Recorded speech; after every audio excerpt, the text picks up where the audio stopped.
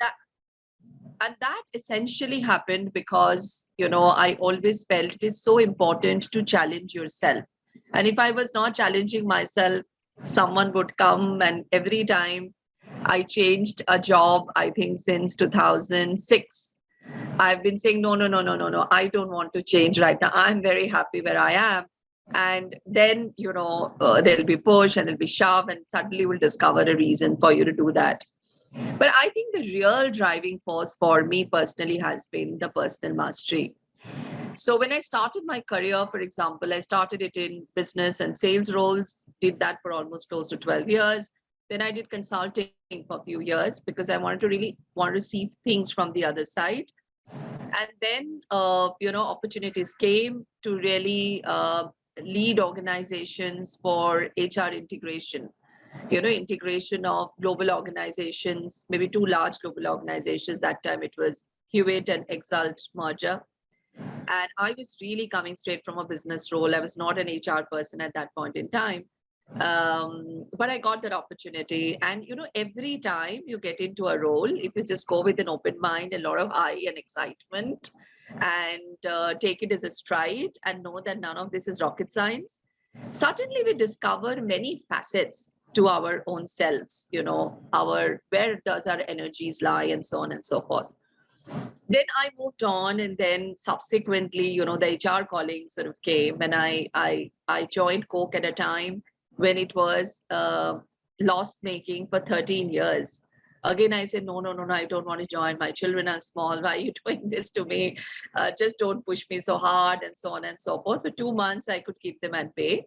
And then I spoke to one of my mentors, and he sort of said, I know there are some changes happening in Coke now.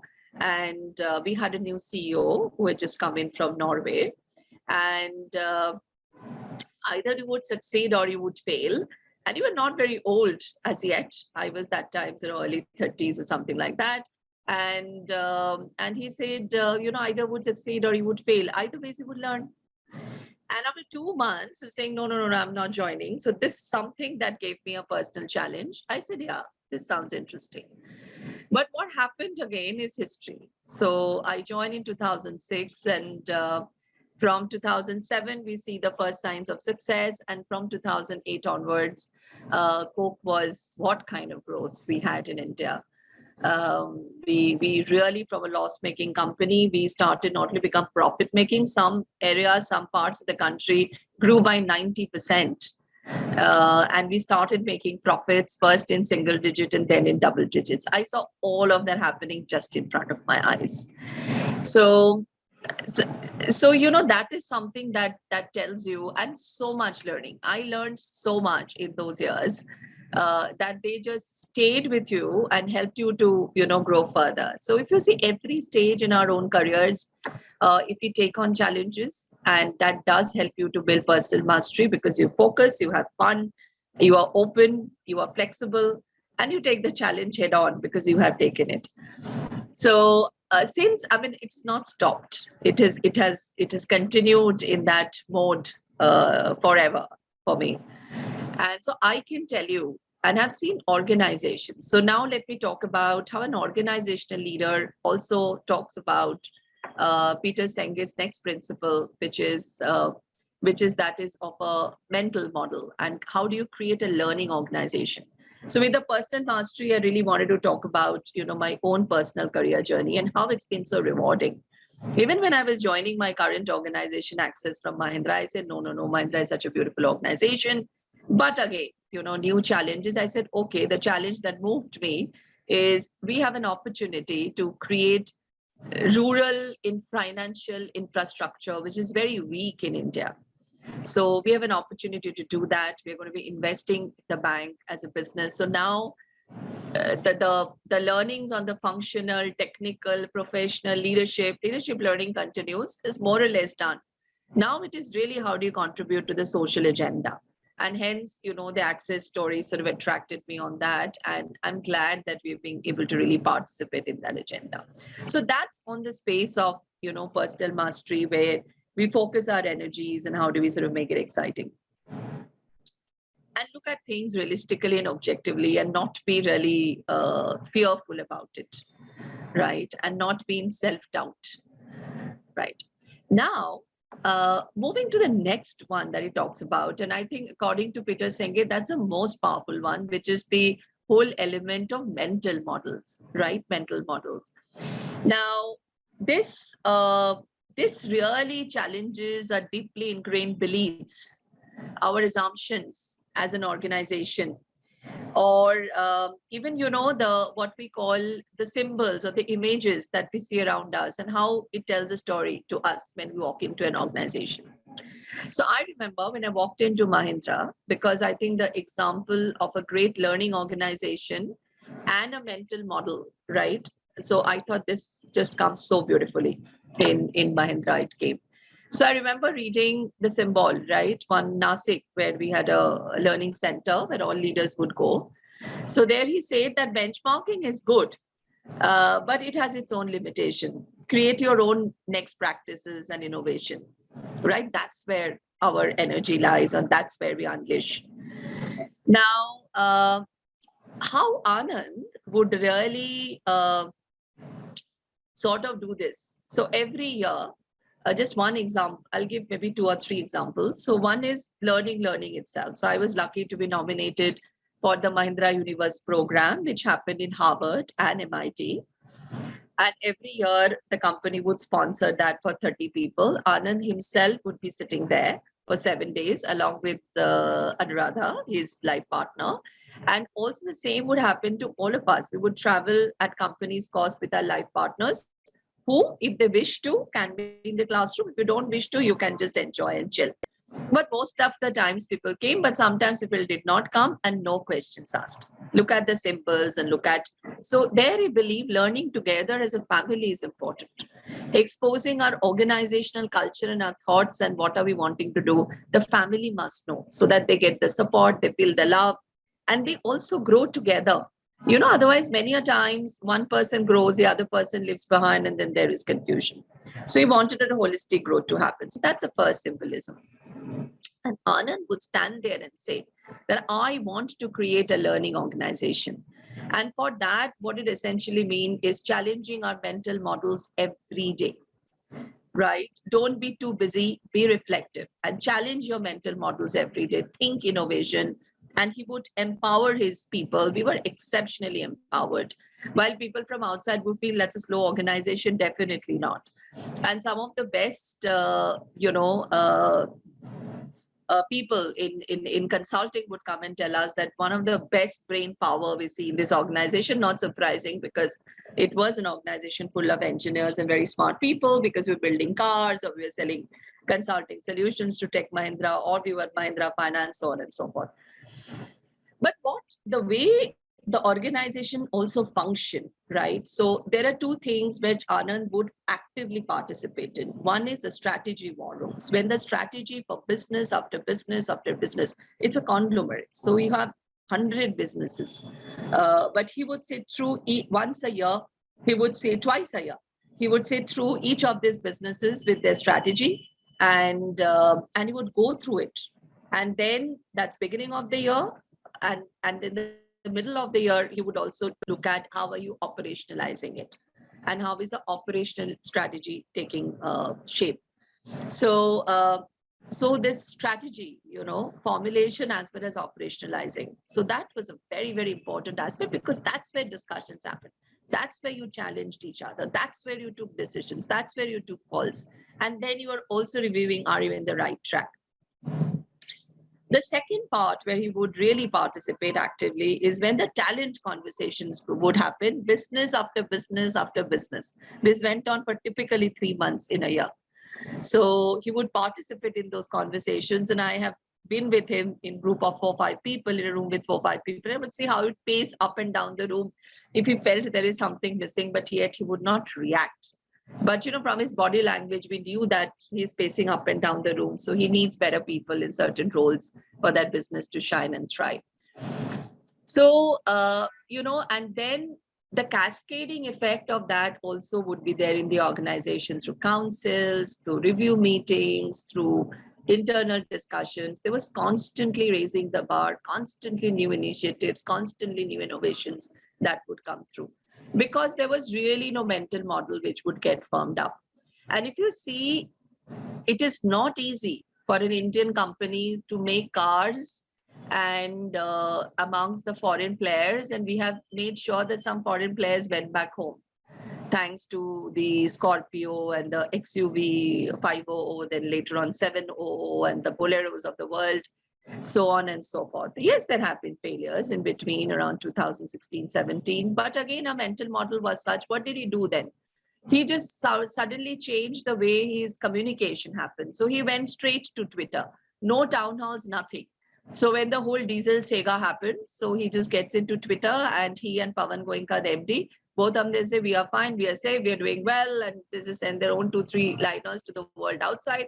And employees also would read that Twitter, and we would all be settled because we trusted them so much. So see, no town halls, no big mails, no stress. You just read their Twitter. What are they saying? Okay, they have said what is our stance, and we are done.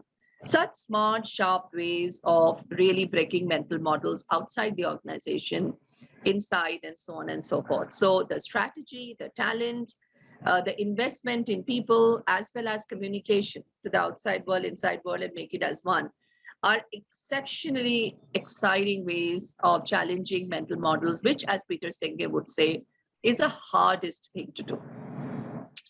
And just before I move on to the next point, there was a time when in late 90s, Mahindra had no money to continue to run the organization. And early 2000, we lost the status of a blue chip company, right? But both the company could take on stride and come back with no attrition, no people leaving, but their top leaders bailed the company out and actually went out and raised funds for the company.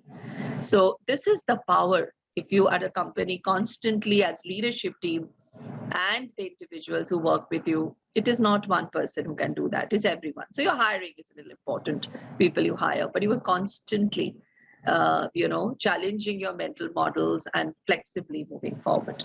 You can come out of the biggest failures and create biggest successes. Then comes this very important aspect of now building a shared vision, which is the third Peter Senge principle.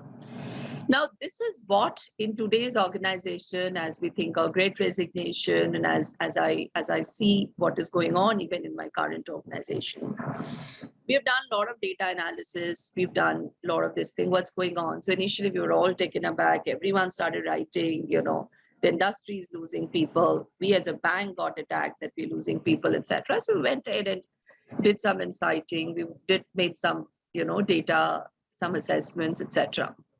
You know what we found out very interestingly, and I do this quiz now with the MD and many other senior leaders. So the sales function, for example, which had, let's say, 2,000 frontline managers, and there were a lot of people leaving. So I said, okay, now take a guess. How many people in this function has 0 to 10%, would have 0 to 10% attrition?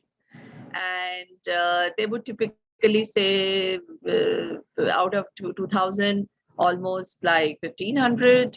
And no, they would say no, none, maybe 50, something like that. So I would say, or maybe someone, the highest number that I've heard is like 300 or something like that. But out of 2,000, actually 13 to 1,400 of these managers had 0 to 10% attrition. It is the balance 600, which is like close to 30%, where there was a havoc, where there was a chaos, right, which needed to be handled. And why was this chaos there? This chaos was there because, there is a lot of performance pressure, and we realized managers were not good at handling poor performers or people who are not performing up to the mark. If you're not good at helping those team members solve problems, because all teams would have this, but managers would struggle to handle underperformance or average performance or not so great performance. they are the ones who are losing people. And as we went deeper, we realized as individuals, they're not people who are essentially very secure themselves, right? So these challenges actually appear in tough times also, not everywhere. It always appears in pockets. You would see that even in the political agenda, even in a war-like situation. It's not the whole world is affected by it. It's always in pockets. And some pockets would handle it brilliantly. Now, why does this happen? So this is the third principle of shared vision. So what we realize is that typically if you are a well-run organization, 60 to 70% of your people actually would have something which I like to call tribal leadership, right? What is the role of a tribal leader, or who is a tribal leader? So anyone who is managing a team of 20 to 150, you can call them a tribal leader, whether we like it or not. They would form their own microcultures. But people who form their own microcultures, these leaders, if they can actually connect their microcultures to the larger organizational culture, and if they're successful in doing that, people are excited. I have my own space, yet I feel connected to the larger vision of the organization. So these people are very good at translating organization vision to the business vision, to the team vision, and finally, what is it that individuals are doing for their performance, their value alignment, their career, and as well as their rewards and recognition. They're very well in managing these things smartly. So this is how, shared vision really needs to translate, and which is really like this: understand org, then translate to business, then translate it into teams, and then translate into individual. And if you are a well-run organization, as I said, you would see 60 to 70% of the leaders doing it all the time. But yes, there are 30 to 40% people who in good times go unnoticed because nothing comes up. But in bad times, you will realize the complete breakdown of this cascading of shared vision. And it will impact organizations' productivity. It will impact organizations' performance, and over a period of time, if not handled well, reputation. So that's why it is so important to create an organization with absolutely shared vision. Then comes the very important aspect, right, which is a further drill down of the same as team learning. And if I could just request the slide to be beamed up a little bit more, I would love to share this team learning. Can this slide be beamed up a little bit more? Nishram, can you please do that? Can we focus it more on this? Spotlight the slide, maybe.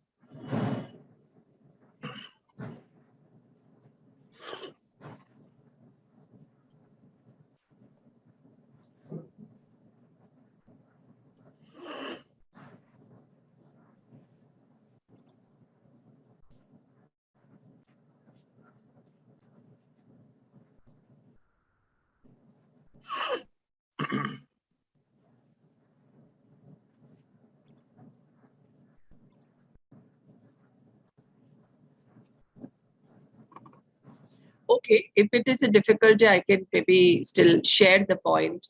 So the fourth and the very important point is now team learning. So we have, now shared the vision. Everyone is now feeling excited, and then we leave it at that. And now that's not good enough. So if you really have to build high-performing teams, two things have to happen very well, according to him. And I agree with it. One is conversations. Are you having dialogues? Are you having conversations with your teams, right? And these conversations can be around values alignment. These conversations could be around performance. This could be around career. This could be around even customer experience, and anything else which is important to the individual. So that's really the team learning point one. The most exciting one, however, is, we always say these leaders approachable, that one is not so approachable. How do these impressions get formed? It is just by dint of this. Are you having dialogues? Are you having conversations? Conversation is a dialogue, right? Or as I call it, multi-log. that you could have, 3, 4, 5 people sitting together and discussing on a topic. And so many a time leaders do monologue, saying everyone's very interested to listen to them. Team leaders, no one's interested. So after some time, everyone switches off. So then the next thing, what is important is to at least minimum have a dialogue, which is 2 people. Better still, if you can have a multi-log, which is with multiple people at one go, maybe 5, 6, keep the number back. Now, this can then translate to collective thinking, to come together and to start with solve a problem and then innovation. So if you see organizations which are highly innovative, there is a lot of focus on multi-logs and also on the team coming together and thinking, because everyone finds their leaders and other team members to be approachable. Laugh a little, have a little wit, have a little humor. These are all a part of the team coming together. And, without humor, there's no creativity. Without dialogue and multi-logs, and there's no common thinking. And if there's no diverse thinking, how can you be a highly performing team? So this is actually a very simple and a powerful point. As we say, happy families are which eat together, talk together at the dining table, laugh together, watch movies together at home or outside, and how much you not only keep it to your nuclear family, those who have larger and larger and larger social groups and are being able to do that even more better. So they have a better influence in the society, in their own organizations, in their own families, and so on and so forth. So very important point in today's world, the ability to learn together and think together and converse together. So Satya Nadella, if you know, one of the reasons he was taken in as CEO of Microsoft, and also Sundar Pichai, both of them had one thing in common, that they were found to be very collaborative leaders, right? And the collaborative leaders would do all of these together. And then finally, so you reflect conversations and all that. Finally, the fifth one, is really about systems thinking. So please understand, an organization is indeed a complex machinery. You can see complexities even in our own homes, right? The moment the number of family members start increasing, there's a new member coming in, getting married, whether it's the girl coming into the new house. These days, even boys are moving into new houses, living their parents' homes. So whichever way, the new entrant, there is some complexity, right? The moment the setup is disturbed. But we are in organizations which are continually changing and continuously changing, thanks to many reasons. I mean, COVID brought in so much change. Who knew that a disease, so to say, can bring so much change to the world? Of course, earlier we knew a political drama or war, now even a health scare, right? Then organizations have their own internal challenges with their own functioning or the competition challenges. So you are never at ease. हम बोलते हैं ना, जब तक till such time we are in this zone of action, karma, do not expect moments of easiness and breathing, because these things will very naturally, we are in an era where it's a continual change. It's not continuous, it's continual. Every moment almost things are changing. It is how we respond and take these things calmly and not have to jump at every change that comes, but anticipate the big changes and work around it. So net, an organization is a complex machinery. However small or large you are a complex machinery because you're more than 2 people together. So in that scenario, a systems thinking is very, very important, right? How do you really, sort of various parts of the organization, how do they run independently yet interdependently is important. And this interdependence helps us to bring in the systemic thinking and the collectiveness to be able to deal with critical complexities, which if not dealt with is going to be troublesome for you. So at Amazon, if you recall, when it started, when it came into being, I know many of you may or may not have experienced that era, it was a book company. It used to sell books, right? And what they did is they actually stabilized their supply chain globally just with one product. Who knew at that point in time that they have so much up their sleeves, right? And look at the way they connected the system, right? The warehousing, the logistics, to the whole delivery mechanism, to customer experience, how they kept cracking one after the other and got the entire system to work as a collective whole. We heard this, right? The whole is larger than the parts, but Amazon just made it happen because it just put itself out there, setting high expectations, and they made it. And I mean, Jeff Bezos, of course, people would say it's not always an easy company to work. They're trying to change that as well. But one thing that's very inspiring, he says, for me, every day is the first day I started. I'm still a startup every day, right? And once you work with this mentality and that approach, whether you are leading an organization or whether you're leading a team or whether you're an individual contributor, doesn't matter. Understanding this connections, this interconnectedness, this mindset is very, very important to arrest the complexity in a box and be able to bring out sort of simple solutions. And like with Amazon, it all seems so happy, right? With those ads that come up, it just seems like also easy. So we have a friend. So he has this business called Just My Roots now. So where you can get food from different parts of the country, and it will reach you in sort of 8 hours. 12 hours. You decide 8 in the morning. I want to have food from Calcutta, from Delhi, from Bangalore, from Chennai, from Jaipur, the famous shops. And within 8 hours, it will be at your doorstep. 12 hours. So I was talking to him and I was asking him that, do you really just want to stick to this? So what's the future plan? So beautiful. So he said, no, this is just my experiment. I'm actually building a platform, and so that I can reach out to the world with many other products, which you talked about. So this whole technology platform is visible systems thinking solutions. But there are many invisible solutions which have to happen through conversations and discussions, because these enablers is what we see, but the decision to make them happen happens in a very different way. So that is what is the power of systems thinking, to be able to constantly arrest complexity in a box. At an individual level, if you start to connect things before you take decision, and as you keep growing like that, suddenly you see, oh, I can see patterns, I can see interconnectedness, I know what has to be moved where. You can navigate better, you can synergize better.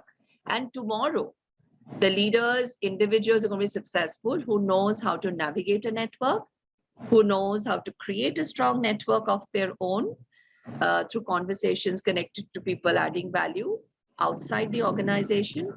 Create your own networks inside to get your work done.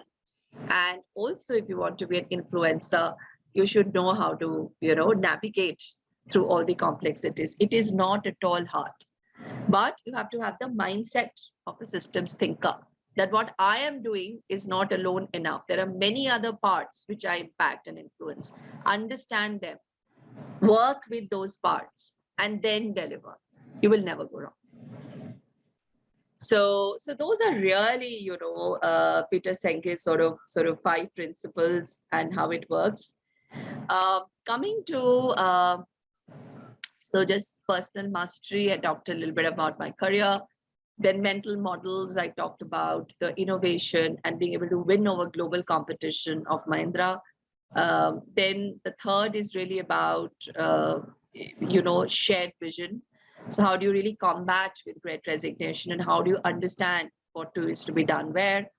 The fourth, we talked about team team learnings and the power of, coming together, thinking together as a collective to become a high performance team, and conversations, dialogues, and, and multi-logs and then thinking together, diverse thinking.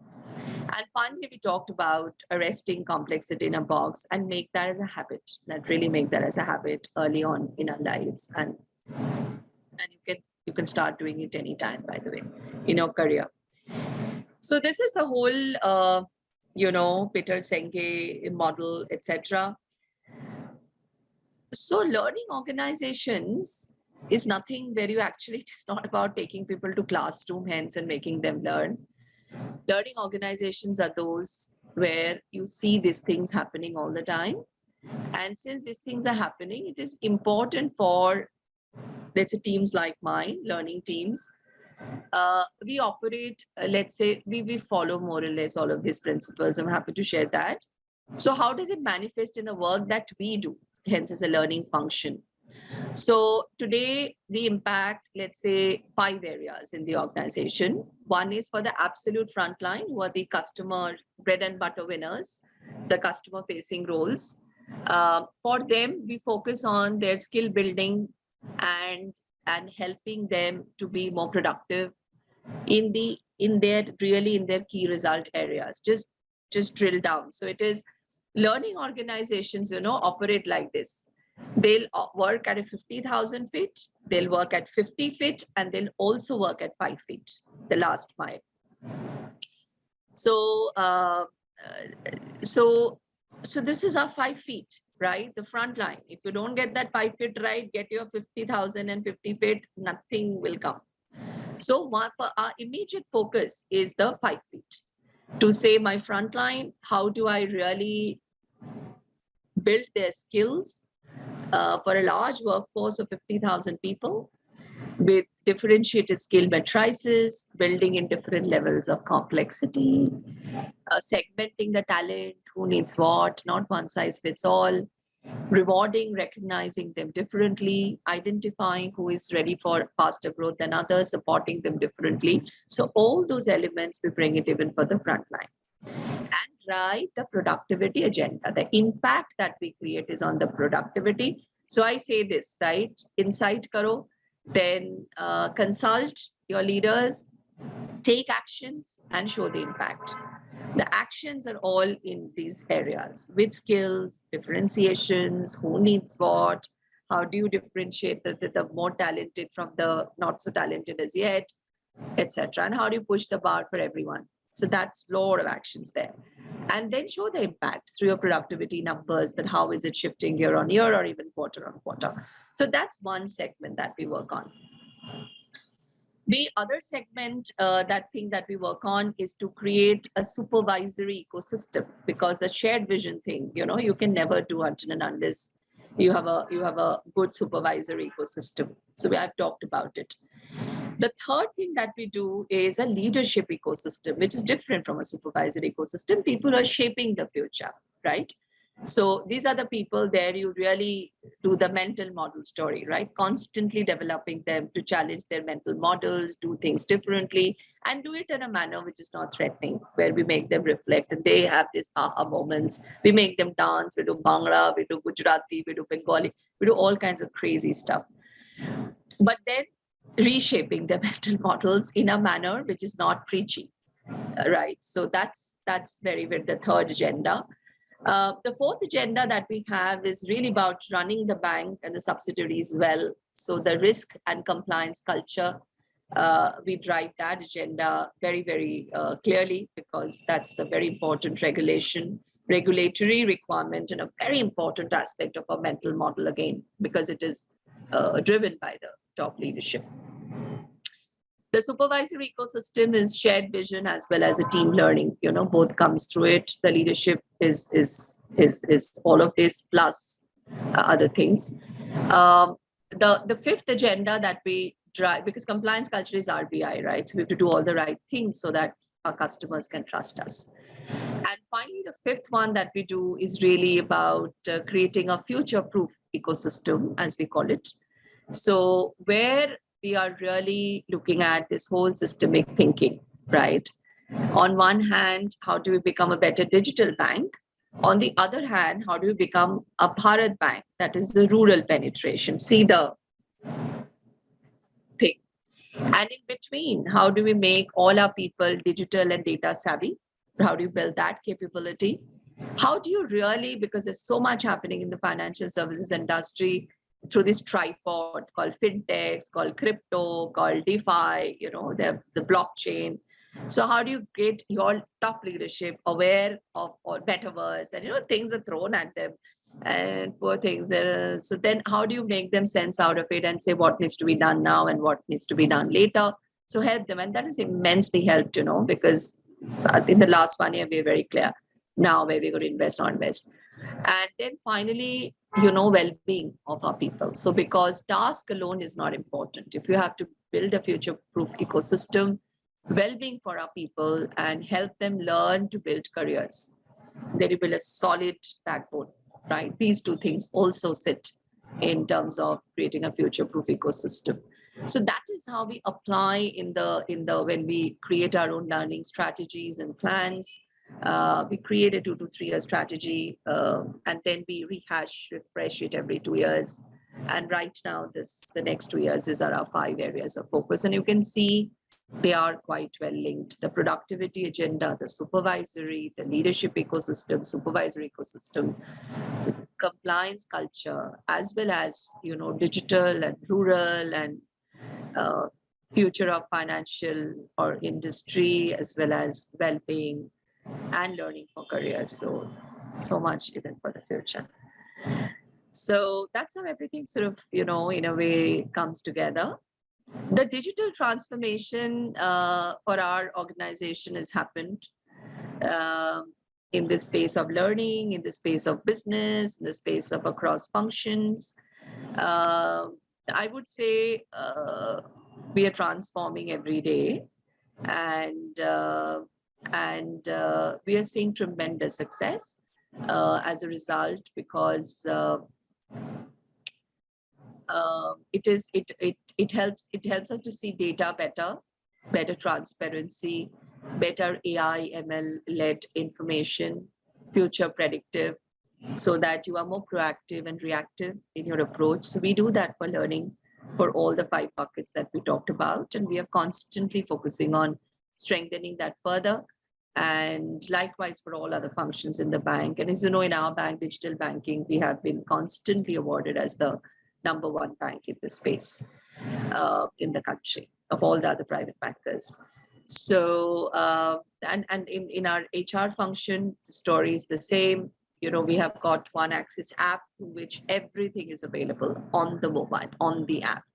Likewise, for learning function, we have One Access Open Learning Academy, and everything is available there. And a constant effort now is how do you integrate learning outcomes with the customer, the CRM of the business, to the productivity trackers, which is done by the business analyst function, and some of the IT tools. How do you bring them together to really be able to get data out, so that we know at an individual level, how do we hyper-personalize their learnings, and which geography needs attention, which cluster needs attention, and which are the competencies we need to strengthen. And the impact of that in the business is already built in the backend. And that's the power of digital. So we've come a long way, and we also have some way to go. And this is a journey that will be absolutely continuous. But it is also about the whole systems thinking that's helping us. We just don't look at learning data, right?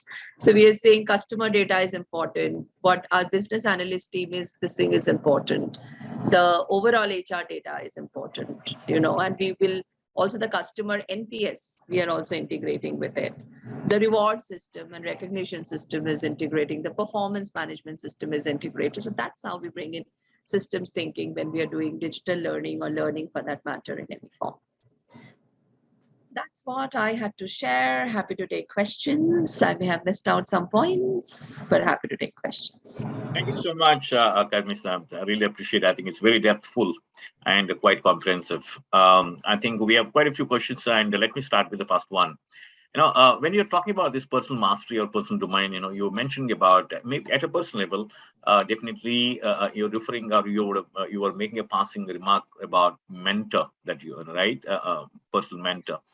Now, so therefore, for everyone in their career, how important is it for him or her to have a mentor or a coach, as you might like to call, so that that they can navigate anybody's or everybody's respective person's career.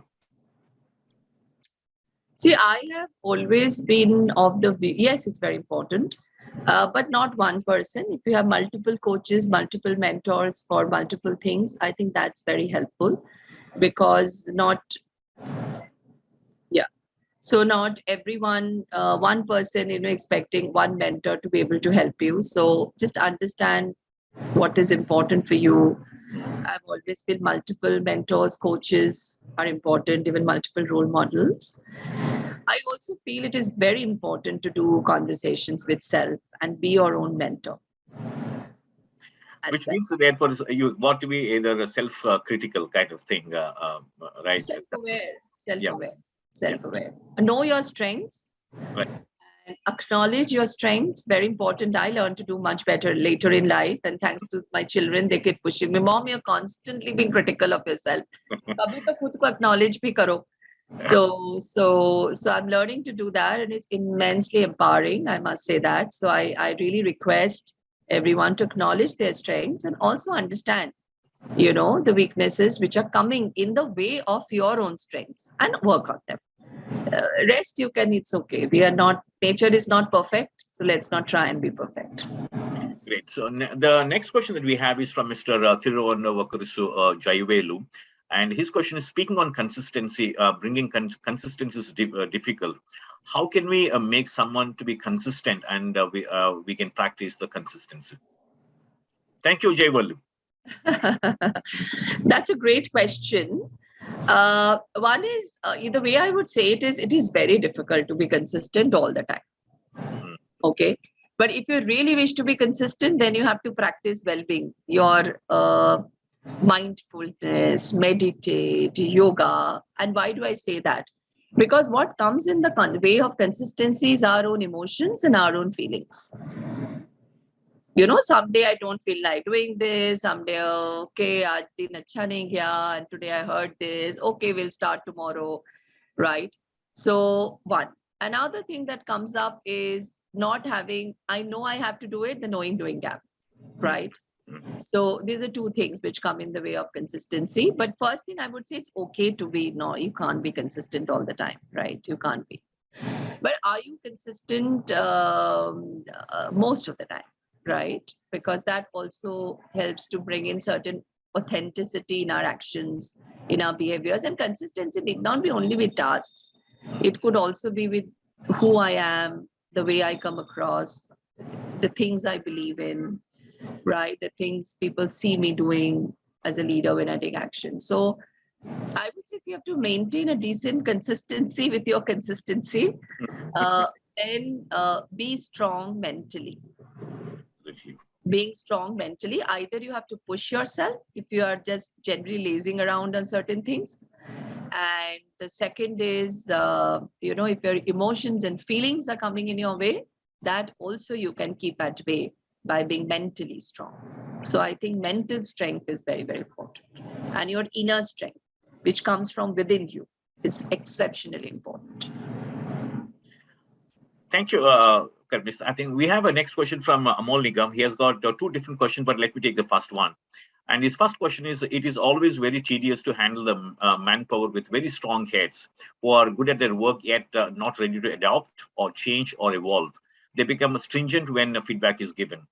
What should be done in this case if you want to grow him or her, but also want that he or she understands, accepts, and improves on the area of improvements? Thank you, Amol. Yeah, great question. I think we have to be patient. Remember, in mental models, or even in, I think, in personal mastery, one of the very important element even in Senge is patience. So we have all learned the hard way. Patience is very important virtue whenever you come through any difficulty, and if it is with people's performance, you have no other way but to be patient. But patient doesn't mean that you are waiting and watching and doing nothing about it. No, that's not what patience is all about.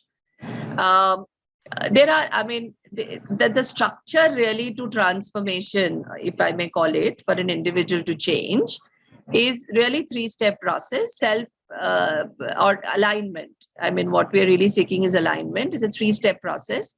Step one is help the person to become more self-aware. And how can you do that smartly? Either through reflective conversations, and that's why the shared vision.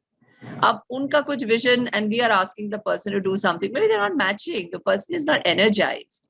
I have not seen people that they're very energized with the vision, and they see what is happening around them are in tandem and they're still not performing. It's rare.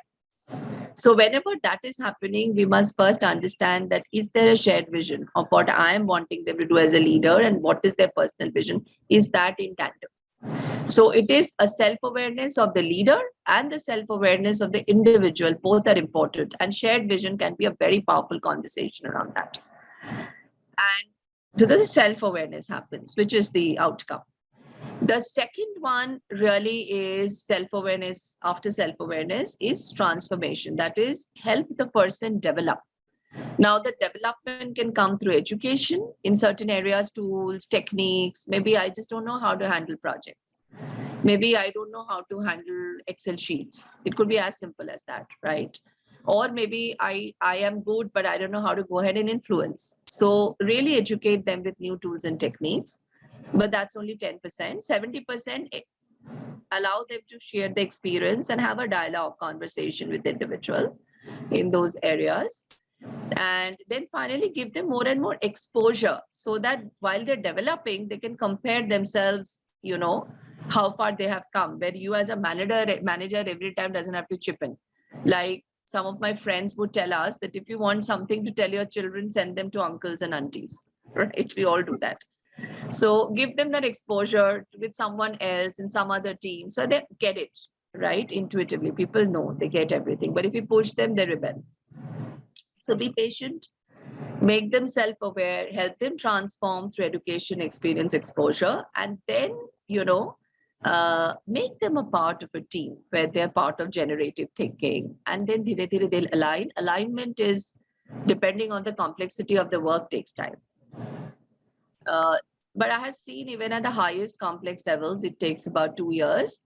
But depending on the level of complexity, it can take any time between 3 months to 2 years. Absolutely. Now, this is a question from Mr. Nikhil Gulati, and his question is, hi, ma'am, kindly share more examples for arresting complexity in a box.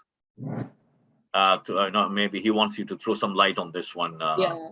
So I think one great example that comes to my mind is this whole Teams and Zoom and all that has come into vogue. I remember in 2017 in my earlier organization, some of my team members walked up to me very happily. Hey, Microsoft Teams, Carmistha, we are all exchange messages with each other, chat, we can do things. I said, yeah, sure. Right. And then just before the pandemic someone else, another Enthu Cutlet comes up and says, hey, it looks like something can happen. Why don't we check this? Let's do. Looks like we should do something. Then to a place where we all had to do it, right? So I think this whole technological transformation is a great example of arresting complexity in a box, right? Absolutely. We couldn't travel, we couldn't meet people, yet organizations, at least in year one, turned more productive. Very true. And this is the question from Mr. Shyam Babu, and his question is, hi, ma'am, thank you for such a wonderful speech. Ma'am, my question is how to make individuals capable and work, individuals' capability and work visible to leadership team when they're not approachable. Can you please put some thought on this? Thank you, Shyam. So how do you relay the great work? I am on WhatsApp, Shyam, with all my senior leaders right from the day one, and which I was never doing earlier, but someone guided me when I was joining this organization, just do that. No, even earlier I did. I'm doing this in the last 6-7 years. So approachability is here. Most human beings are approachable until and unless they are funny. That's okay. That's not your problem, is their problem. And they're very rare, 0.51%, right? Most other human beings are actually approachable. So try easy ways to keep keep them excited, but not just tom-tomming what you're doing, but picking up things which you feel initially maybe just to build your credibility. And if you're doing good things, let them know. And then, dhere dhere start going into things which are also important to them. So create win-win. So do that, WhatsApp, sometimes just chat up for 10 minutes and then have a cadence of sending some emails on whatever. But I have seen your own courage is very important, because many a times you feel, oh, if I send the mail, what would someone else feel? They may feel I'm trying to show off or I'm trying to be visible. But the reality is something else. I have realized all leaders want to be inspired. And the more good news we share with them, provided visibility you can create with good news only, right? You can't create visibility with bad news. So if you want to create, and bad news also maybe to seek support, right? That's transparency. I would call it transparency more than visibility. But if you have created good things, then talk about it. It does inspire everyone right up till the board. So be courageous, and it takes effort. You know how many people want to write a book, including me, and have never written. So writing is a lazy effort. So write mails. At least, and if I'm lazy, so on writing mails earlier, I would at least send WhatsApp. Then one day I send a click there. And every time you did that, you saw, as if people are breathing a sigh of relief. Oh, something good's happening. The more regular we make it, it's better. So find your own way. But yeah, communication. And this is a question from Mr. Partha Mishra, Carmistha. And his question is a very simple one: how to motivate underperformers in my 24-member team? You have to work with them. See, if they're underperforming and if they're not hired, if they're not wrong hires, yet they're underperforming, there is something they are not understanding. So help them understand if there is a subject matter issue. You have to really spend time with them to help them understand the subject.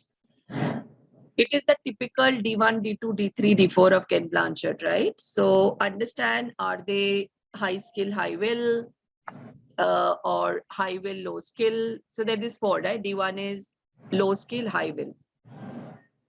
D2 is low skill, low will. Now I've lost both, and everyone will go to that journey, right?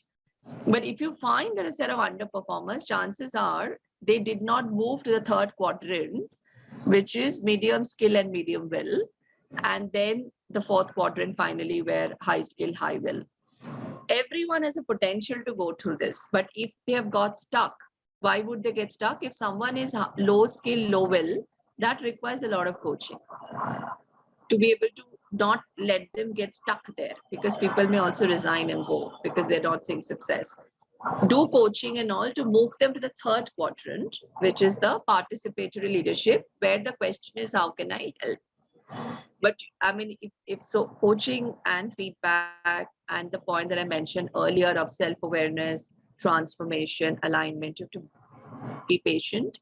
And as a leader, you have to see where you are missing out on and work around those areas. It's possible to turn around, and as they say, you can do extraordinary things with ordinary people. This is that model of self-awareness, transformation, and patience, and shared vision, team learning, lots of stuff. It's not easy. It's an art and a science, and the science is D1, D2, D3, D4. Rest is all art. Peter Senge. This is a question from Mr. Sudeep Sen Sarma Carmistha, and his question is: good evening, ma'am. I would like to know your perspective on advice if anybody wants to. Sorry, before go to the question, and if you think that I'm trying to make it difficult, no, I'm not. As if you see, when they say that even in the new world, when everything is technologized, let's say in 2050, the job which will remain in demand is leadership and management. Absolutely. And now you can see why. Absolutely. Yeah. So This is a question from Mr. Sudeep Sen Sharma, and his question is, good evening, ma'am. I would like to know your perspective and advice if anybody wants to take on new opportunity for a different role where he or she has not worked earlier, and what organization sees while considering a candidate for a different role. Thank you, Sudeep. So what does Sudeep want to know? He wants to know, what advice can you give him if he has to take up a new opportunity where he has not worked before? Nothing. Like you learned ABCD, learn the ABCD of the new job. So use your transferable skills. The fact that someone has given that job to you or you have taken that up. So intuitively, there are some transferable skills that you have. So leverage them. Second, immerse. Most important. Step one is immerse. If you don't know, first understand and sense your environment. So immerse. So when I joined Axis Bank, I didn't come from financial services. So I immersed. I met people at the branches. I met right from MD, every top leader, took their perspectives. I visited regions. I did mystery shopping. And I read about others that these things help, right? So apply that. So immerse. Without immersion, why a job that you don't know, even a job that you know in a new setup, it's very difficult to be successful, right? And then challenge yourself to say, can I now put together a 2-year plan? And get that 2-year plan signed off by your stakeholders. And whatever inputs you get in the process of signing off, take that on board. So I would say immerse. One is self-confidence, that I can do it. Nothing can beat that. If you're in doubt, forget it. New job, existing job also you can't do. So one is self-confidence. If you're not feeling self-confident, be consistent with yourself, push yourself, be strong mentally. Then that is at the mind level. Other than that, actions at the action level. It is immerse yourself, do some mystery shopping to understand your business where things are really right or wrong. Talk to every leader, capture the expectations, and then take help of your people, teams who have already been there, understand from them a little bit more, and involve them, co-create a 2-year plan, and then get it signed off with your stakeholders, and then start working on it. And then as you start working on it, you will realize new challenges come your way, keep overcoming them. The same loop, immerse. Then you navigate, then you connect up with the rest of the businesses. Don't try to do anything alone, basically. Thank you, Carmistha. I think with your permission, can I take 2 more questions because we already hit the 7:05? Sure. Yeah, very good. This is a question from Mr. Ratnapreetam Chowdhury, and his question is, hello, good evening, ma'am. I am so here.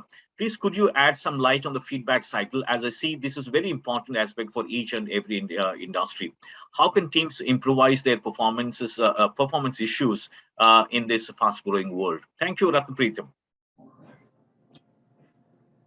I think conversations, understanding each other, setting direction. If you don't know what that person needs to do to improve their performance, you can never get anyone to improve performance. If you can't solve that problem as a leader, what they're stuck up with, please don't expect them to improve their performance. So whenever you see there's a struggle, sit down with them, understand where the issues are. Don't start giving them gyan, right? Please tell them how to solve the problem. Set the direction, and then ask them to then work on that direction. Review. And then they would have got some parts of it, again, patience, right? Some parts they have missed. So again, you reset the direction and then again, re-review. So, and suddenly if you do this 2-3 iterations, they'll get it. And you don't have to wait months for it. The moment you spot it, you can correct it within 2 to 3 weeks. And for any performance issue, if you do this cycle, you're good. Many a times we just let it open for so long that everyone is frustrated. And we start blaming each other. Don't fall in that blame trap. It's our role as leaders to set direction, guide them, do a little bit of telling, because, again, low scale, high will, even in situation issue, they'll say you have to tell and monitor. So you have to do that and then take them to D2 and D3, right? That And then finally, one day, suddenly you will see, oh, they're doing wonders. You never expected them to do. They can happen. I'm telling you, they happen all the time. Provided this is our approach consistently. The last but one question for today evening, Carmistha, is from Mr. Preetham Rana. And his question is, how can we maintain the leadership quality while dealing with unrecognized sector or manpower? How do we? How can we maintain the leadership quality while dealing with the unrecognized sector or manpower? Shared vision.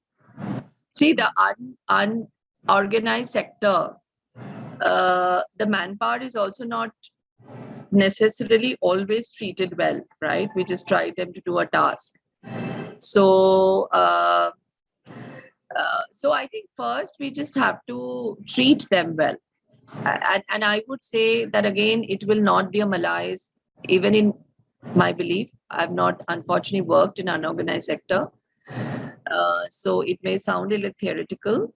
Uh, but even if we see with, the support system that we have at home or in the societies that we work with, you will see some societies would have their security system and their the machinery that runs the condominium very well managed, and the security guards and the same set of people in some other condominium is not at all performing.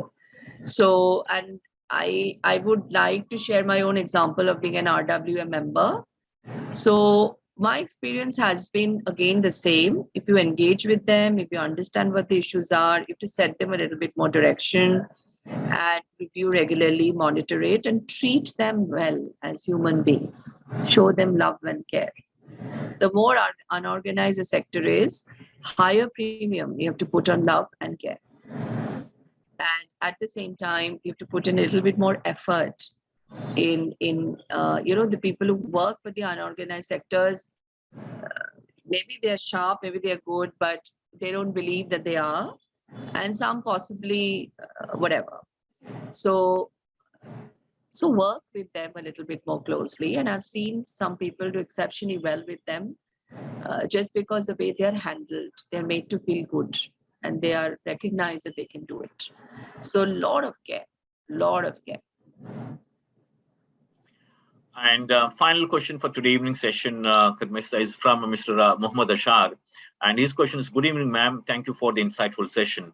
Whenever a team or individual goes through a process of learning something new, we need to go through 4 stages: unconscious incompetent, conscious incompetent, conscious competent, and finally subconscious competent. How do we ensure that people understand that they have to go through all these 4 stages before becoming expert and not look for overnight change? Thank you, Mr. Ashar. Yeah, so maybe you found your own answer, just again making them self-aware, asking them questions. Maybe you have an answer, don't give that answer, right? And many a time they would have blind spots. You have to spot where they're blind spots. And how do you know where they spot blind spots? So in parallel to this is another change curve, right? Which I love that from Franklin Templeton's change curve. So it says we all go through this at various stages in our lives, if not once a month or once a week, in some area or the other, which is like this: denial, defense, minimization, acceptance, and then integration. This is a 5-step. So whenever you see someone is in unconscious incompetence, like the hardest, I don't know what I don't know, right? The blind spot. So here, and they're going to be in denial, and you will feel so frustrated that you are being able to see that they don't know. And because they don't know what they don't know, they're in denial. They're saying, my boss is unnecessarily making my life difficult, doesn't like me, right? So you have to help them, conversations, reflect. Even if you have the answer, don't give them, but give them very powerful questions so that they say, okay, this is the situation. These are the 2-3 options. Let's say we have either leading questions or open-ended questions. If you give them situations that's more leading, then people will make choices and you will say, okay, why this choice would have been better than the other one, and have a conversation. Or open questions, the person is a little open and not in denial. So if the person is denial, give them a little bit more leading questions and help them come out with the answer and let them see the gap in their own response. So to work with them and through them, but you have to know a little bit. You can't be in unconscious incompetence in that area. Both of you are in unconscious incompetence, then there's a problem, and it is a possibility. Just because I'm a manager, it's not that I have all the answers, right? So understand where your situation is. If you are not in unconscious incompetence, but your team member is, then take the dialogue route, open questions route, leading questions route, asking powerful questions so they can see where they're lacking themselves and together find the answer. But if you also don't know, it is possible.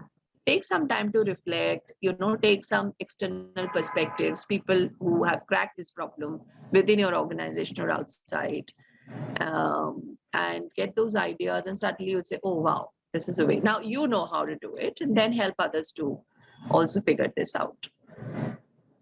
Right? But if you challenge people when they're in denial, you will not get much. They'll hate you. Absolutely. Great. I think, although we have a few more questions, but then I think because of positive time, I think we must hang it here. Thank you so much, Carmistha, for your time, especially on a weekend and a Saturday evening, and we appreciate your time, especially on such a. I think these are all one of those ornamental topics, as some of the professors talk about. That's topic that was book or that was written in 1990, but like I said, it is coming back to the boardrooms or a boardrooms agenda in a beautiful way, because that is what I think now every company is expected to, especially very agile companies. And I know, for example, the kind of companies that you see in IKEA or Zara, the way they have made themselves only because the kind of learning loop they have kept in themselves. And like you rightly said, in fact, if you look at the other way, the companies, startups especially, those startups which are not learning startups, I think they are fading away very quickly. So therefore, there's every agent, every research that points to the importance of learning organization. But thank you so much. Especially, I think you made it even more interesting with your anecdotal evidence from your personal career and corporate career, that made it all the more authentic and also more what do you say, very, very genuine. And I'm sure every learner, every participant in this forum must have got very important takeaways. And sorry, participants, that we couldn't accommodate all of your questions because of time, because here to take, in fact, we have exceeded almost about half an hour time as to what we have promised her. And thank you so much once again, Carmistha, and look forward to hosting you. So I just want to say a few things. So I think time just flew. And I am actually in the middle of a play rehearsal in someone else's house, as I told you, and then I came into it. And but time just flew. So thank you for such a beautiful topic. This topic is also very close to my heart. So thank you for bringing the topic up. I tried to sort of demystify a complex topic. I don't know how successful I was, but that was the way I'm constantly thinking how I could do that. Would be happy to get the questions that I couldn't answer, and I will try to answer them back. Sure. And fourth is the slide that I shared with Nandita. I'm happy to be shared that with the participants, but you have to take the axis tag off if there is something like that there. Sure. We'll do that. Thank you so much, and sorry for disturbing your playtime or your practice time, but I really appreciate your time, Carmistha. It's wonderful. Thank you, and thank you, everyone. You've been a wonderful audience and great questions. I really enjoyed interacting with all of you. Thank you so much. Thank you, Dr. Nagendra, for being an excellent moderator. Thank you so much. Thank you, Nandita, and your team for making this happen. Thank you so much. Thank you. Thanks. Thank you.